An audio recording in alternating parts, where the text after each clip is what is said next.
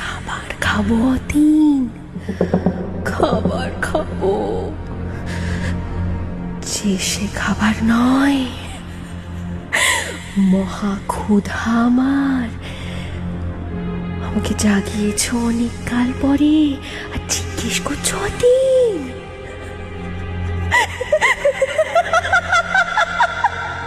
আমার শরীর তুমি দেখোনি অতীন? কি চাই মা আপনার? ভোগ চাই, মহাভোগ।